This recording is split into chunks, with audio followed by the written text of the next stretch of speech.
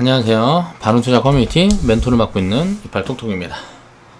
오늘은 이제 자동차 섹터 이야기를 한번 해볼 거예요. 이 이야기를 해볼 건데, 저는 항상 그렇습니다. 투자의 기준이 안 좋은데 좋아질 걸 보자. 왜? 안 좋은 것들이 싸니까. 싼 걸 보자는 거죠.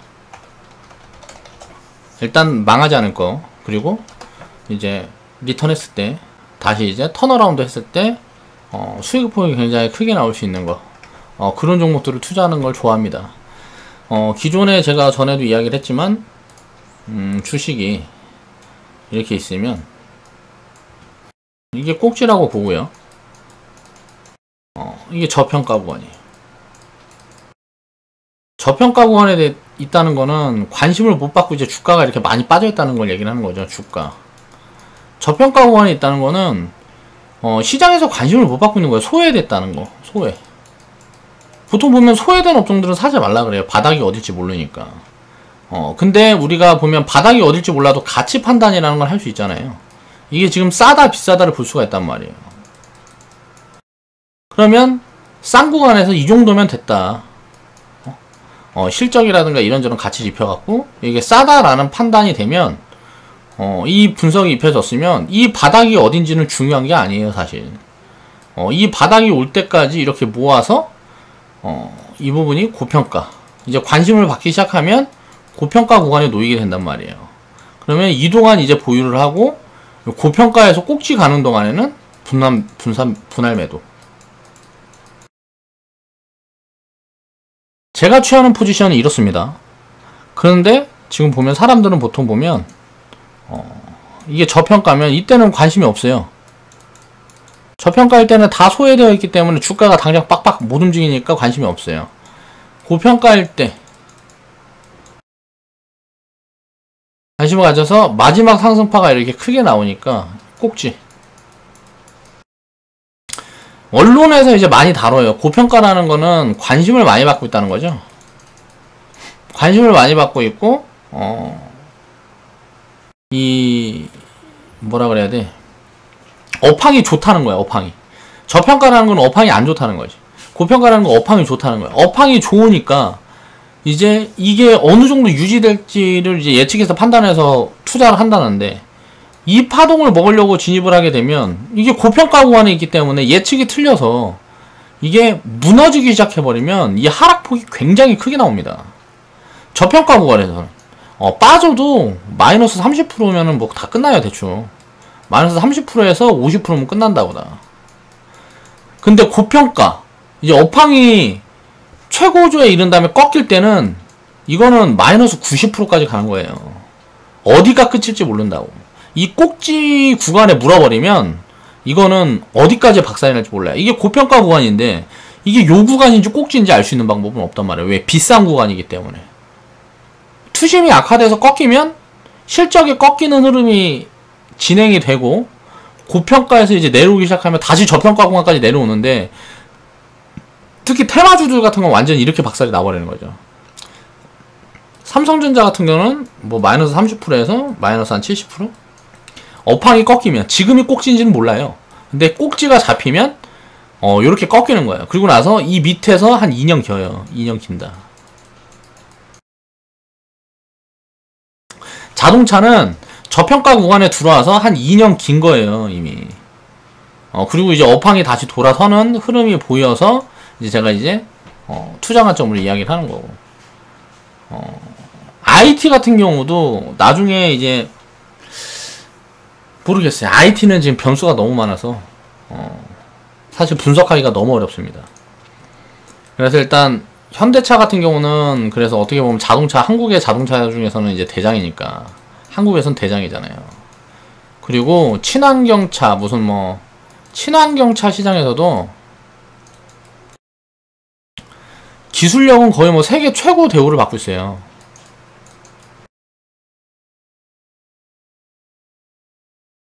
친환경차 기술력으로 세계 최고급이다라는 이야기를 이제 대우를 받고 있다고, 전 세계에서. 근데 이게 문제가 뭐냐면은 전기차 쪽이 먼저 시작해버렸죠, 수소차보다.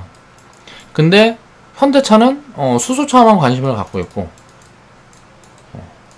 가장 문제가 이제 픽업 트럭이라 그래갖고 SUV. 전 세계에서 요즘 가장 많이 팔리는 차가 이 차인데, 이쪽으로 좀 이제 대응을 하는데 늦었어. 그렇다 보니까, 이제, 성장이 둔화된 거죠. 성장이, 둔화된 거야. 그러면서 이제, 이런 여러 가지 이유 때문에 싸진 거란 말이야. 이런 이유가 없었으면 어떻게 돼요? 계속 비쌌지. 그러니까 이런 무슨 이유가 있기 때문에 싸지는 거란 말이야. 항상 싸질 때는 주가가 싸지는 건 이유가 있어요. 근데 보통 보면은 이제 싼 주식은 사지 말라는 사람들도 있어요. 모르겠어요. 저는 이제 비싼 주식을 사서 손절 라인 잡아놓고 이제 하는 거는 그냥 매매 관점이라, 저는 그거는 이제 투기 성향이 강한 쪽이다라고 보고 있고, 진짜 투자는 미래에 이런 모멘텀들이 잡혀있으면 이런 싼 걸 찾아서 장기적으로 보유하는 게 저는 이제 투자라고 생각하는 관점이고, 그래서 저는 자동차가 IT 쪽보다 훨씬 좋다고 보는 거예요. IT 소프트웨어 쪽보다는.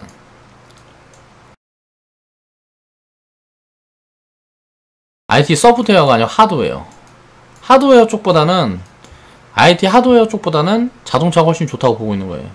IT 하드웨어는 지금 이제 업황이 꼭대기니까 거기다가 휴대폰,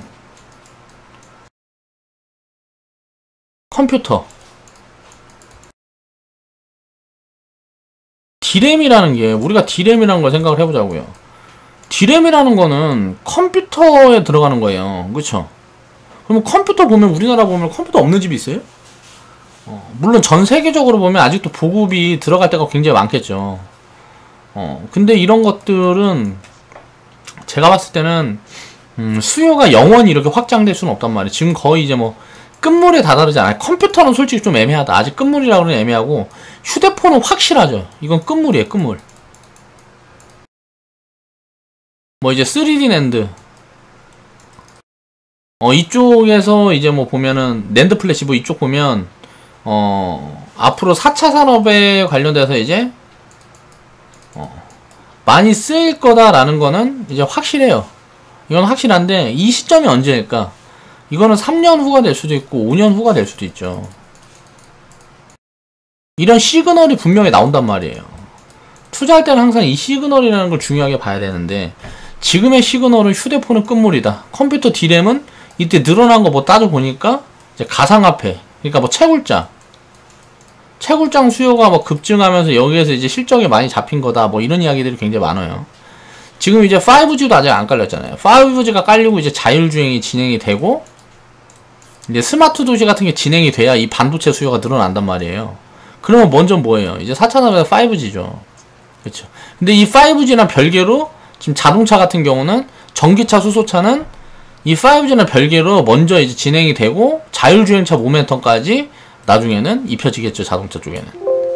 그래서 저는 자동차 쪽이 더 먼저다라고 보고 있는 겁니다. 그러니까 모멘텀이 주가에 입혀지기 전에 담아라. 제 투자 원칙은 확고해요. 그러니까 모멘텀이라는 게 주가에 입혀지면 그 순간에는 나눠 팔아야 되는 구간이지 사야 되는 구간은 아니라는 거예요. 그러니까 저는 삼성전자도 그 정도 관점에서 계속 보고 있는 거고, 이제 뭐 2차전지 쪽에서도 비싼 것들, 솔직히 지금 구간에서도 100% 200% 갈 수 있겠다, 이런 생각은 들어요. 왜? 이렇게 지금 보면 시장이 업황이 좋으니까 이렇게 갈 수도 있겠다라는 생각은 들어요. 2차전지 쪽은. 근데 자리가 너무 높아. 그리고 밸류가 부담이 돼. 조금만 올라가 버리면 밸류가 부담이 돼. 그러니까 이런 쪽은 저는 좀 지금 IT나 2차전지 뭐 이런 쪽은 별로 안 좋게 보고 있는 거고, 오히려 그쪽보다는 이제 뭐 수소차 쪽이나 이제 5G 쪽, 이쪽이 훨씬 매력이 있다라고 보는 거고요. 그리고 나서 자동차는 장기 매집. 어차피 매집하다 보면 이 매집이 언제 끝나냐? 이건 몰라요. 3개월일 수도 있고, 이 매집이 이제 1년일 수도 있고 2년일 수도 있죠. 이게 움직이기 시작하고 밸류에이션이 이제 더 이상 싸지 않고 그러면 매집 관점은 끝나는 거예요. 그냥 보유 관점인 거지. 그리고 나서 어느 정도 고평가 구간에 오면 이제 분할 매도 관점인 거고. 이렇게 원칙이라는 거를 정확하게 정해놓고 자기가 취할 포지션을 좀 반복적으로 이렇게 보유하고 매매하고 이제 하는 그 관점으로 대응을 해야 주식 투자로는 실패를 안 하고 계속 자산을 불려갈 수가 있어요. 수익이 크고 작으면 중요하지 않아요. 주식 투자는 수익의 크고 작음이 중요하지 않다. 단기적으로는. 주식 투자라는 거는 결국은 이제 뭐 장기적인 관점으로 투자를 해나가면 손해를 볼 수가 없는 게임이에요. 그거는 뭐 역사적으로도 증명이 되어 있고 지금은 또 더 그래요. 왜 과거에는 이제 가치 판단을 하기가 굉장히 어려웠는데 지금은 기업의 가치를 판단하는 게 어렵지 않습니다. 그렇기 때문에 기술적인 대응이 아니고 가치를 판단해서 대응을 하면 장기적으로 보면 손실을 보기가 어렵다는 거죠. 근데 이제 단기적으로 이제 급등주 쫓아다니고 뭐하고 하다 보면 단기적으로는 수익을 내고 뭐하고 할 확률이 올라갈지 모르지만 장기적으로 보면은 이제 손실일 경우가 훨씬 많다. 그렇기 때문에 단기 매매해서 부자 되는 사람을 구경하기가 힘든 거예요. 그러니까 모멘텀은 주가에 입혀지기 전에 담아라. 요런 게 제 관점이고요. 지금 자동차가 그런 구간이다 라고 보고 있습니다. 그래서 이제 현대차에 대한 이제 모멘텀이 이제 새로 하나 나왔는데 그 부분에 대한 거 리포트를 좀 살펴볼게요. 현대차 투자가 시작이 되고 있다. 뭐 일본이나 요즘 합작하고 뭐 이제 친환경 차 쪽으로의 이제 투자를 서서히 확대하는 뭐 그런 흐름들이 보이고 있죠. 그리고 이제 크라이슬러와 합병 가능성이 지금 부각되고 있는데 이 부분에 대한 내용이 뭐가 있는지 살펴보겠습니다. 2017년 8월 25일 크라이슬러가 현대차 그룹과의 합병을 원한다는 기사를 낸 적이 있다. 크라이슬러가 직접 이제 이제 이런 기사를 냈다는 거죠. 그러니까 크라이슬러는 지금 보면 미국과 중국과의 무역 분쟁이 아니면 거의 중국이 인수할 가능성이 굉장히 높아요. 그런데 중국과 미국이 지금 뭐 무역 분쟁 뭐 이런 걸로 지금 분쟁이 있기 때문에 현대차 그룹에 기회가 왔다. 근데 현대차에서 관심이 있다. 라는 코멘트입니다. 이거는 이제 사실 모르는 거죠. 나중에 돼봐야 아는 거고. 그래서 만약에 이게 합병이 된다 그러면 어떤 모멘텀을 가질 수 있을까를 살펴보는 거예요. 이번에 제기한 M&A 가능성이 10개월 전부터 이제 이야기가 있었나 봐요. 그래서 높아 보이는 이유는 뭘까? 현대차 그룹의 오너 가문이 관심을 보이고 있다. 그러니까 이거는 다 확인된 게 아니기 때문에 진짜 이렇게 관심이 있다 그러면 합병 가능성이 높아지겠죠. 왜? 크라이슬러가 팔고 싶어 하니까. 현대차에 팔고 싶어 하니까. 현대차 그룹에서 관심이 있으면 얘는 나한테 팔고 싶어 하고 나는 이거 살 생각이 있으면 이거는 당연히 이게 사실이라면 인수합병이 성사될 가능성이 높겠죠. 현대차 그룹의 지분을 1조 정도 보유한 엘리엇이 이제 행동주의 펀드죠. 그러면서 이제 뭐 니네 배당 올려라 그래갖고 현대차가 이제 배당 올리기로 했잖아요. 그리고 나서 현대차 지분을 지금 1조 정도 현대차 그룹 지분을 이제 한 1조 정도 보유하고 있는데 이제 또 이런저런 뭐 이야기를 할 수가 있어요. 이제 행동을 적극적으로 취하는 그런 이제 자산운용사입니다. 엘리엇은. 그래갖고 행동주의 펀드 뭐 이렇게 갖고 유명하죠. 그래갖고 만약에 이 운영사에서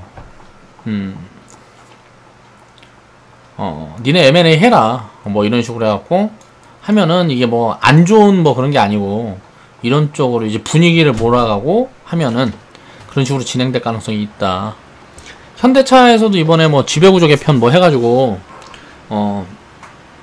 합병안인가 뭐 해갖고 뭐 글로비스랑 뭐 모비스랑 뭐 해갖고 어떻게 하기로 했는데 그걸 반대해가지고 그게 결국은 지분 해봐야 현대차가 지금 28조 지분 갖고 있는 28조인데 1조밖에 안 들고 있었는데 엘리엇은 얘네가 움직여갖고 결국 그거 만들어냈잖아요.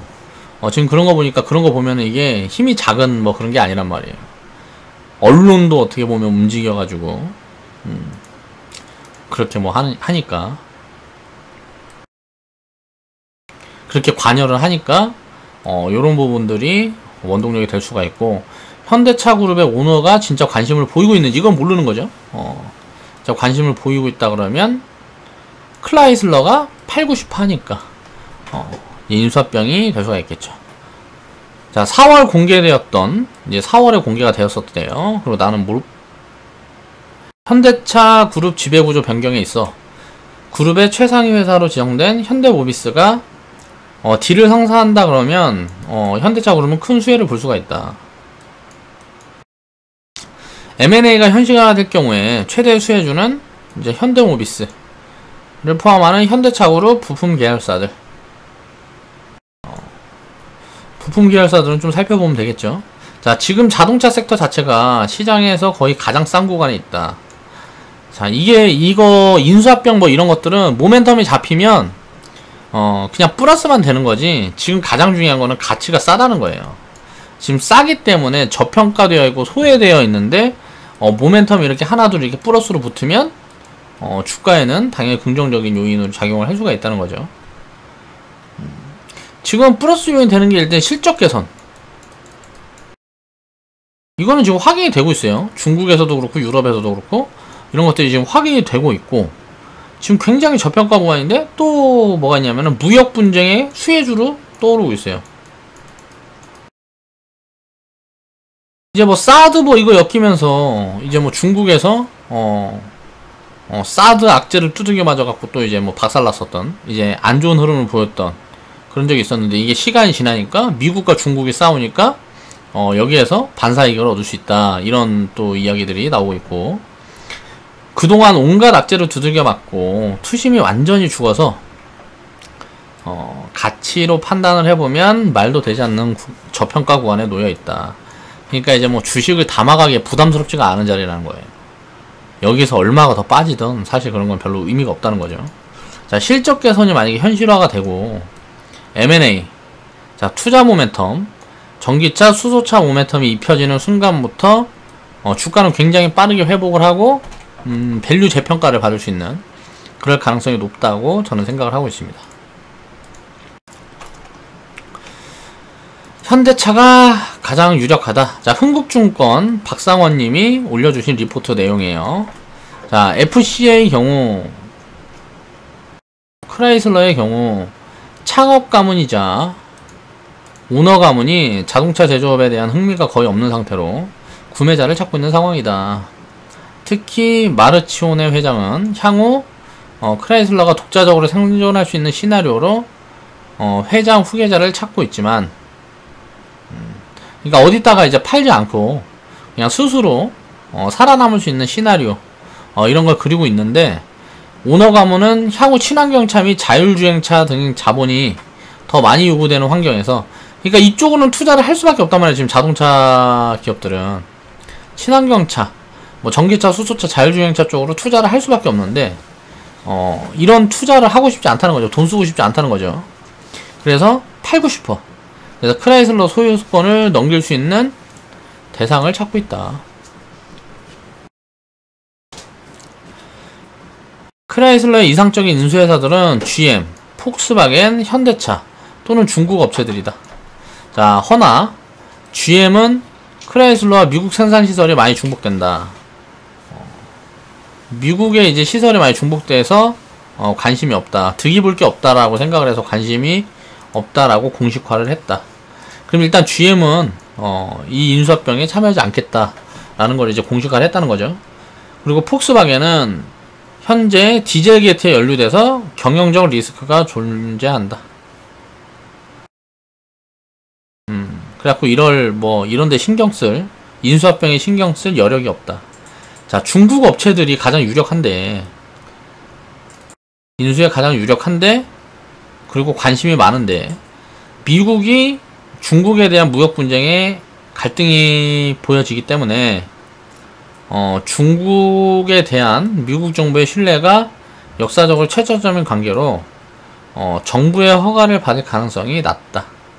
그러니까 정부가 허가를 해주지 않으면 인수합병을 못한다는 거죠.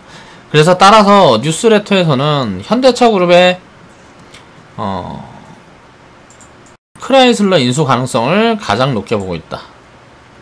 그러니까 지금 시기가 어떻게 보면 이 현대차가 좀 인수합병을 할 수 있게끔 크라이슬러를 인수합병을 할 수 있게끔 지금 시기가 어떻게 보면 도와주고 있다는 거죠. 그런 내용이고 현대차가 과거에 이제 날려버린 기회를 보자. 이것도 흥국증권 박상원님 리포트 내용입니다. 자, 우선 현대차 그룹은 2000년대 초중반에 볼보 인수를 제의를 받았습니다. 볼보 인수를 제의를 받았는데 당시 전략 기획 최고 책임자가 인수를 심각하게 건의를 했는데 쌩깠다는 거죠. 그러니까 우리나라 이게 문제예요. 이런 거 인수해서 투자하고 했으면 지금 현대차가 이 꼴이 아닌데, 이때 인수해서 투자했으면 여기에서 이득을 많이 봤죠. SK 하이닉스 인수한 것처럼 하이닉스를 샀잖아요. 하이닉스. 그리고 머티리얼즈도 샀죠. 막 태양광 시장 힘들고 뭐하고 할 때 OCI한테 이거 머티리얼즈 이거 사왔단 말이야. SK 머티리얼즈. 이걸로 논빵 터졌고 하이닉스로도 논빵 터졌잖아요. 안 좋을 때 이런 기회가 항상 발생을 하는데 현대차는 그 기회를 살리지 못했다는 거죠. 당시 현대차 그룹은 성장일로를 달리고 있었고 그 제안은 받아들여지지 않았다. 그러니까 지 잘난 멋에 살아갖고 한전에 있는 땅이나 사고. 그러니까 이거는 어떻게 보면 경영진들이 문제가 있는 거예요. 그리고 직원들 자체도 문제가 있어요. 그러면 우리가 이제 투자 포지션을 봤을 때는 야, 이게 리스크가 있으면 이거 리스크 있으니까 사면 안 돼 라고 볼 게 아니고 이게 해소될 수 있는지 없는지를 보면 되죠. 왜 이런 게 없으면, 이런 뭐 리스크가 하나도 없으면 싸지가 않아. 싼 걸 살려면 리스크에 대한 분석을 해야 돼요. 리스크를 보면 결국은 파업 이런 것들은 나중에 이제 다 기계화 시키고 뭐 잘라버리든지 아니면 한국에서 이제 뭐 설비 그냥 없애버리면 되잖아. 해외로 나가버리면 그만이잖아요. 한국 시장 그거 팔아봐야, 조그만 시장에서 그거 팔아봐야 얼마나 팔아. 응? 해외로 설비 다 이동하면 어떻게 돼요? 한국은 어차피 뭐 이제 뭐 자동차 비싸게 사고 뭐하고 해야지. 그러니까 한국은 내수 시장이 조금 해서 현대차 입장에서는 현대차가 전체 매출에서 뭐 한국 비중이 얼마나 되겠어요. 한국 비중이 뭐 쥐꼬리만큼이겠지. 그리고 이제 앞으로 점점 세계 시장으로 이제 발을 넓히면 한국 시장은 더 쪼그라들 거고. 한국 노조는 사실 별로 문제될 게 아니라는 거죠. 노조는 이제 별로 문제될 게 아니라는 거예요. 파업을 해든지 말든지. 자, 현재 현대차 그룹은 지배구조 개편이라는 숙제를 앞두고 있다. 이게 이제 국가에서 이제 이거 하라, 이거 해라. 그러니까 그룹에 대한 이제 뭐 독점권 가지지 마라, 뭐 이런 거죠. 그리고 뭐 이제 일자리 뭐 이런 거 저런 거 밀어주고 뭐하고 하지 말고 다 독립하라는 거예요. 그러니까 뭐 현대차 그룹에 보면 뭐 현대차, 뭐 기아차, 무슨 뭐 현대모비스, 만도, 현대위아, 무슨 뭐 등등등, 현대건설 뭐 등등. 이건 아닌 것 같고, 만도, 현대글로비스, 기아차는 맞을 거고, 기아차, 현대글로비스, 현대위아는 아닌가? 아무튼 뭐 이렇게 있으면 이게 서로 지분을, 니꺼 지분을 내가 갖고 있고 내 지분을 니가 갖고 뭐 이런 식으로 이렇게 얽혀 있단 말이에요. 그러니까 그런 거 하지 말라는 거죠. 그래갖고 이런 부분에 대한 숙제를 앞두고 있다. 이번에 효성도 그렇고, 막 현대중공업도 그렇고,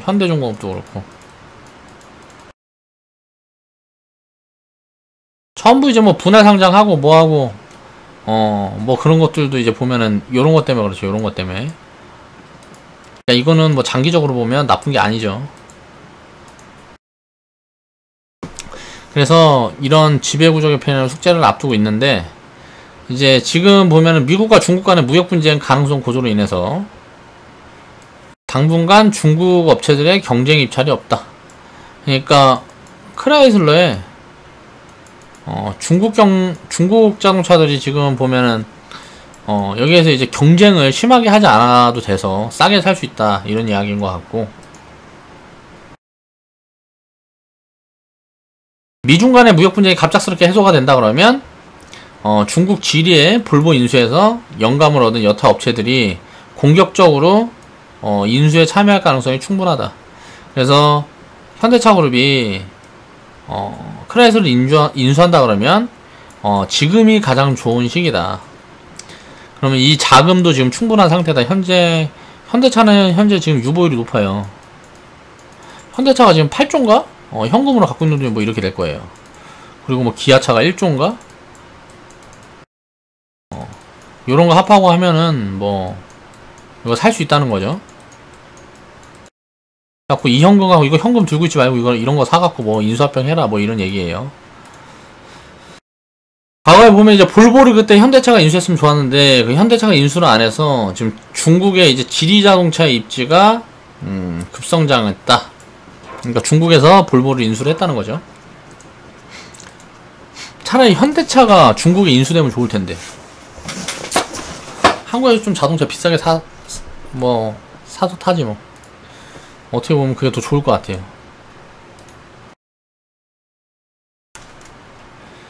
아무튼 그렇다. 그래갖고 크라이슬러를 인수합병할 가능성에 대한 리포트 내용이었습니다.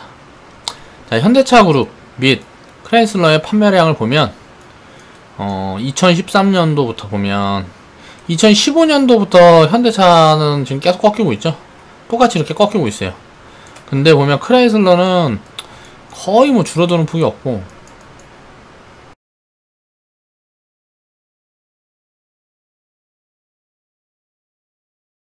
뭐 현대차도 마찬가지인 것 같은데.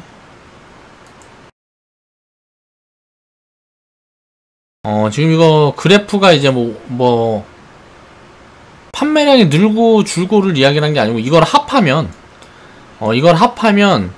세계 1, 2위의 완성차 업체가 될 수 있다. 이럴 가능성이 있다는 거죠.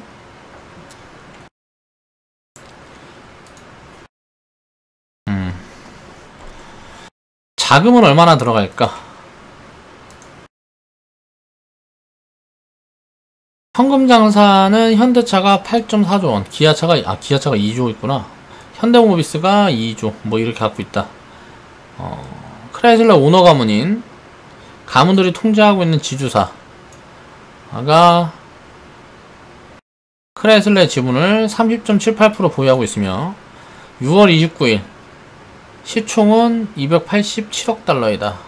따라서 현대차 그룹이 지분에 대한 인수 프리미엄을 10%만 보더라도 10.8조의 자본이 필요하기 때문에, 그러니까 10조 있으면 사는데 지금 뭐 10조가 넘어가니까 지분이야 뭐 여기서 논아가지면 되잖아요. 현대차, 기아차, 현대모비스가 크라이슬러 지분을 논아가지면 되니까.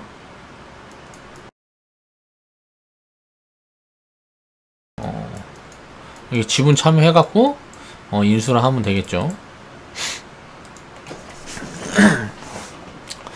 반면 현대차 그룹은 삼성동 부지에 대한 개발 그러니까 이게 잘못됐어. 이걸 사지 말았어야 되는데 한전에서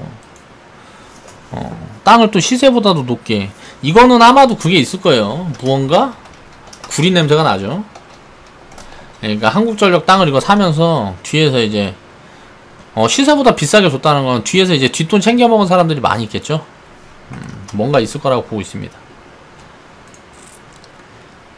그러니까 이런 거에 대한 지금 보면은 개발 비용이 필요한 상황인데, 이를 이제 외부 자본을 끌어들여서 공동으로 개발을 할 경우에 비용을 최소화할 수가 있다. 극단적으로 삼성동 부지의 일부를 매각할 수도 있는 상황이다. 이걸로 많이 욕을 많이 먹었으니까 이걸 나눠서 팔아서 요런 거 인수한다 그러면 앞으로 사업에 이제 뭐라 그래, 매출이라든가 이런 영업이익이라든가 이런저런 거에 좀 이제 긍정적인 영향을 끼칠 수 있는 그런 모멘텀으로 작용할 수가 있겠죠. 이거 땅이라는 건 들고 있어봐야 돈이 안 되니까. 자, FCA의 미래 시나리오. 크라이슬러의 미래 시나리오에 있어서 현대차 그룹과 같은 백기사. 그러니까 내가 이거 팔고 싶은데 내 물건 사주는 사람을 백기사라고 이야기를 한다 그래요. 인수자. 기업은 이제 기업을 팔고 싶은데 이 인수자를 백기사라고 칭한다 그래요. 끝내 등장하지 않는다면 이제 크라이슬러는 미국과 중국 간의 관계가 개선된 시점에서 중국 업체에게 팔릴 가능성이 농후하다. 지금 무역 분쟁이 마무리된 다음에 중국에서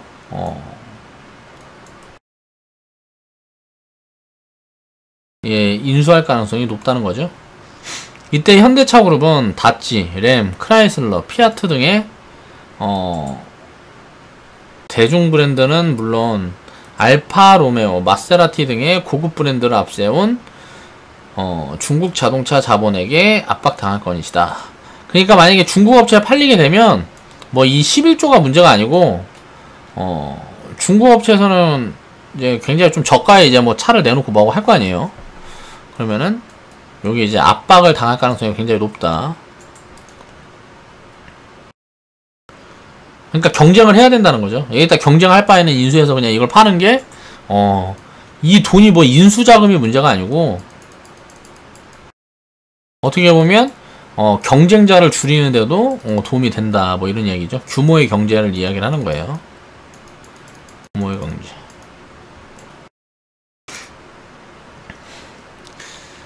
이 경우에 이제 시장 파급 효과는 지리 자동차가 볼보를 인수한 것에 배 이상으로 클 거기 때문에 향후 경쟁 심화에 따른 유무형적 손실을 고려하면 오히려 인수 비용은 중장기적으로 굉장히 싼 걸지도 모른다.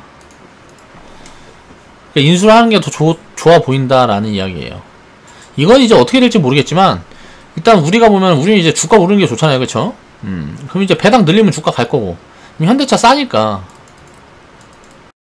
현대차가 싸단 말이에요. 그러면 뭐 이제 무역 분제 뭐 이런 거 해갖고 이제 뭐 반사이익을 보면 뭐 실적이 좋아지고 이제 주가는 올라갈 거고 이건 이제 기대감으로 오른다 그래도 지금 이미 싸기 때문에 상승폭이 굉장히 크게 열려있다고 볼 수 있는 거예요. 그리고 이런저런 모멘텀이 그러니까 불고 있는 거예요. 인수합병, 뭐 무역 분쟁, 이 해소 기대감, 또 수소차, 뭐 수소차 뭐 어디나 협력해갖고 이 수소차 내놨는데 무슨 뭐 중국에서 대박났니 뭐 이런 이야기 나오고 판매량이 얼마니, 뭐 생산 기지를 얼마나 확보를 하니 뭐 이런 것들 나오면 이제 밸류 재평가를 받을 가능성이 굉장히 높다는 거죠. 지금처럼 이제 저밸류를 받는 게 아니고 앞으로 성장 가치가 이제 부각을 받게 되면 지금 뭐 PBR이 0.5배다. PBR이 0.5배다.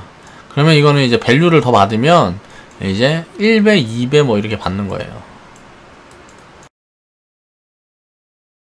이제 성장 가치를 이제 인정을 받으면 시장에서는 이제 밸류를 요렇게 준단 말이에요. 그럼 요거는 기업이 성장을 하지 않은 구간, 지금 현재 가치잖아요. 이거 현재 가치.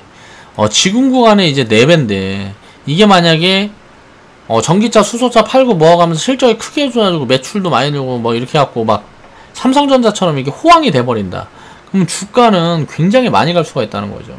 뭐 5배, 뭐 10배 이렇게씩도 갈 수 있는 거예요. 주가는 최대 호황을 맞이하면.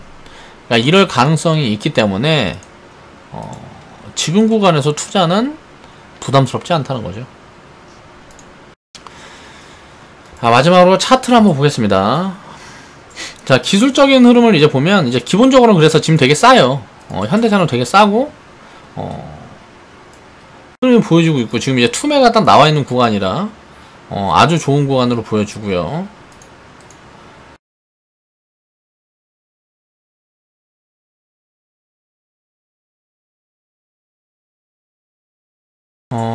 과거에 이렇게 연결을 해봐도 2008년도랑 지금이랑 어떻게 보면 비슷한 구간이다.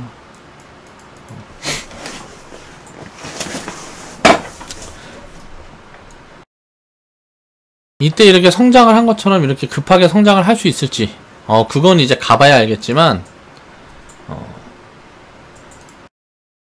지금 자리는 굉장히 저렴한 구간에 있다라는 거는 뭐 확실한 것 같아요.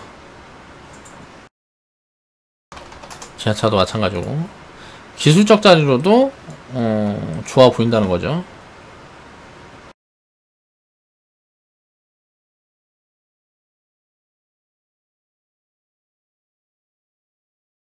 지하차도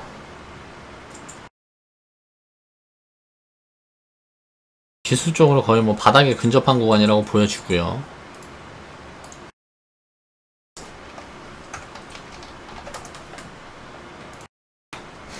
인간적으로 너무 싼 것 같아.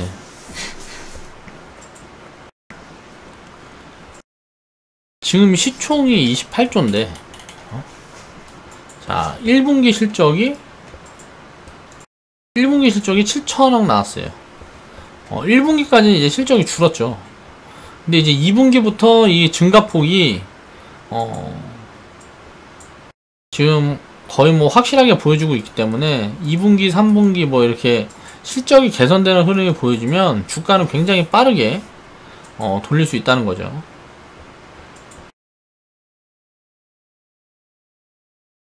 올해까지가 이제 예상 가이던스를 보면 올해까지가 이렇게 마진폭이 줄어드는 걸로 나오고 올해 이후부터 이제 회복하는 걸로 나오는데 이거는 이제 좀 지켜봐야 되겠어요. 무역 분쟁 뭐 이런 것들 때문에. 근데 이제 전 세계 경기가 지금처럼 사람만 있고 하면 좋아질 것 같다라고 저는 보고 있고 지금이 그래서 바닥에 근접한 구간이 아닐까 라고 보고 있는 겁니다. 아무리 봐도 이렇게 저렇게 봐도 지금은 이제 뭐 투매 구간인 것 같아.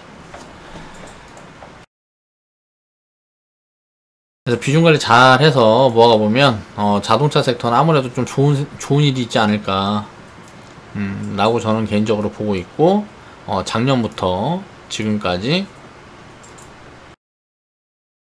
제 생각은 변함이 없어요. 그래서 자동차는 지금 당장 어떻게 해갖고 막 수익률을 크게 만들고 뭐 이런 걸 떠나서 장기적인 매집 관점으로 모아가는 관점으로 보자라는 게 제 의견입니다. 오늘 영상은 이만 마무리 할게요. 그리고